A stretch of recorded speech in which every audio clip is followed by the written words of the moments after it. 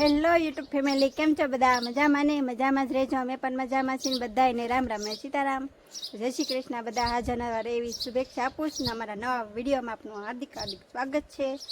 તો જો અમે બધા આજે અમે બે છીએ. આમ તો બધા એની બે ભારો નિશાળ આવી ગયા છીએ ને અમે બે આજે તૈયાર થઈ ગયા છીએ ને આજે વહેલા નવરા થઈ ગયા છીએ ને આજે અમારા ઘરે છે. જો ગાડી બહાર કાઢવાની છે ને ક્યાં જવાનું છે ને તમને હું રસ્તામાં કહીશ ને ત્યાં પહોંચી જઈશ ને પછી કહીશ.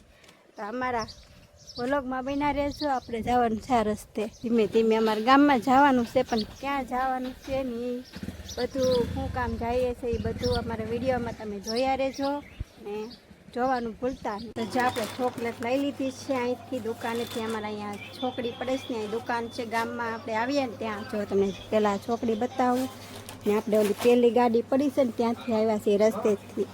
અહીંયા અમારે શ્યાસ ચોકડી કહેવામાં આવે. અમારે આ બાજુ જવાનું છે ને આપણે ઘુઘાભાઈની દુકાને આવેલા છીએ. ઘુઘાભાઈની ક્યાં રાજ ખોડિયાર પાન સેન્ટર. આપણે અહીંથી ચોકલેટ લીધી છે ને તમે કોઈ આવો તો આ દુકાને જરૂર આવજો. અહીંયા સોડા ને બધી વસ્તુ રાખે છે. તો હવે આપણે ચોકલેટનું એક પેકેટ લઈ લીધું છે. ઘટશે તો પાછું લઈ જશું.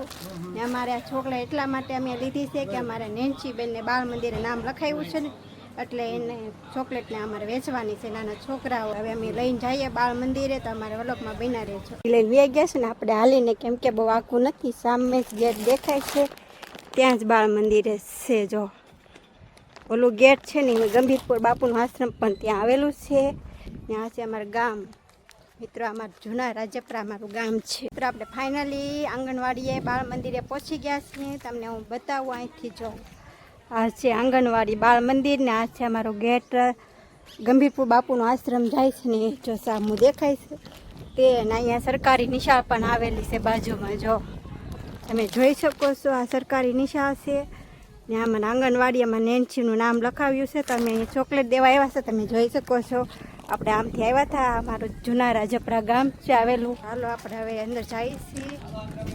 ચોકલેટ લાવ્યા છીએ. જો ફાઇનલી અમે પહોંચી ગયા છીએ. જો આમ જો કેટલું માણસો છે. હાલો આપણે બાળ મંદિર આવી ગયા છીએ ને અહીં જો નાના છોકરા બધા લાઈનમાં બેસી ગયા છે ને આપણે નેન્સીબેનનું નામ લખાવ્યું છે બાળ મંદિરમાં. એમના માટે ચોકલેટ વેચવાની છે નાના છોકરાઓ બાળ મંદિરમાં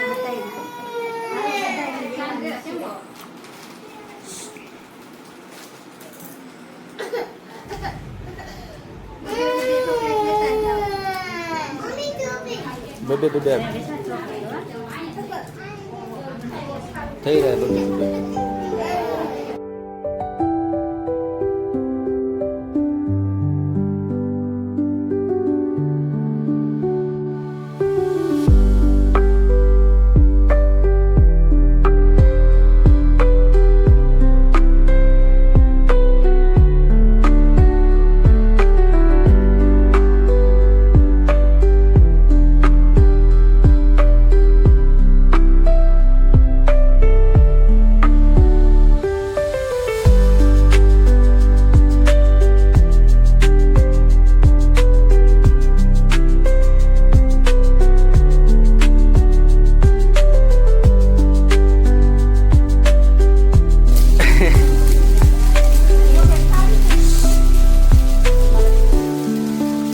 Nyencin Saib.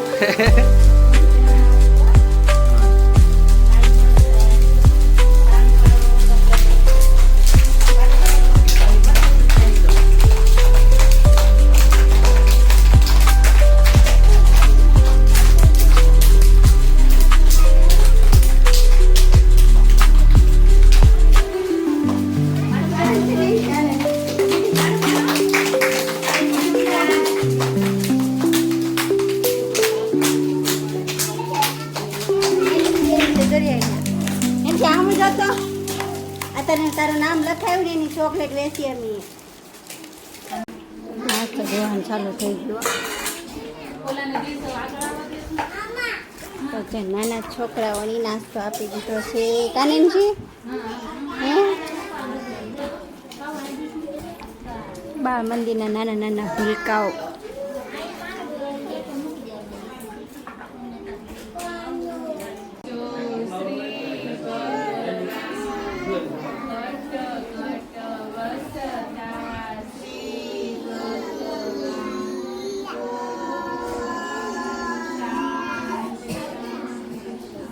જો મિત્ર આપણે બાળ મંદિરે ગયા હતા ચોકલેટ વેચવા, પછી આવીને તો ઘડીક વાર આપણે આરામ કર્યો ને એમાં નેન્સીબેન હોઈ ગયા હતા.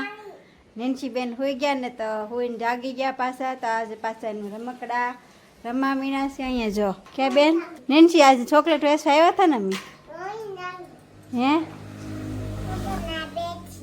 હે ના બેટી તા હું તાર રમકડા છે હે જો સોલો ગેસ ને બધું છે કા કાલે રમતી હતી કે નહીં. તો અમારે જોઈએ હવે બાળ મંદિરે જાય ને તે બહુ કવરાવતી નથી, આવીને હુઈ જાય ઘડીક વાર હું હુઈ ગઈ હતી અને હવે ઊભી થઈ પાછી રમવા મળી. હવે આપણે કપડાં હકલવાના પીડા છે, ઢગલો થઈ ગયેલા છે જો ને મને પપ્પા ગયા છે ગામમાં પિથલ પર. અમારે અહીં છે ને વસ્તુ બકાલું ને એવું કઈ બહુ મળે નહીં અત્યારમાં, બકાલા વાળો આવે તો કહે કે વયો જાય ને એ પિથલપુર ગયા છે આજે ઘરે છે ને તો એ લેવા બકાલું એવું છે ને આપણે સાંજે કાંક રસોઈ તો બનાવવી પડે ને.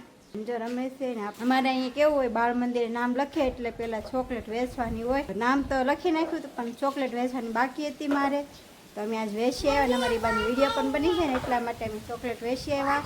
તો મિત્રો કોને કોને આવું બાળ મંદિરે નામ લખે એ ચોકલેટ વેચવા જાય જરા કોમેન્ટ કરજો. હાલો મિત્રો જો અમારા પિથલપુરથી વેવા છે ને આપણે જો કપડાં પણ ચેન્જ કરી લીધા છે, કેમ કે અમારે એ ગયા હતા પિથલપુર બકાલું લેવા. અમારે અહીં બહુ મળતું નથી ને તો ત્યાં બધું લેવા ગયા હતા. અને સાથે માયક પણ અમારે નહોતું તો માયક ત્યાં લેવા ગયા હતા. એના ભાઈબંધનું, અમારું તો નથી પણ ભાઈબંધનું લાવ્યા છે, કેમ કે ગમે ક્યાંક જવું હોય તો અમારા માયકની બહુ જરૂર પડે છે. તો ભાઈબંધની એમના ભાઈબંધ પાસે હતું તો એ લેવા ગયા. પછી બકાલામાં હું તમે લાવ્યા? ટમેટા, બટેટા, મરચા, દૂધી અને માયક. માયક હા તો અહીંયા જો ભીંડો સુધારવાનો છે. ભીંડો એવું જ લાવ્યો હા. તમે લાવ્યા પણ એ આપણે અત્યારે બનાવવાનો છે. હા અને કારેલા લાવ્યા.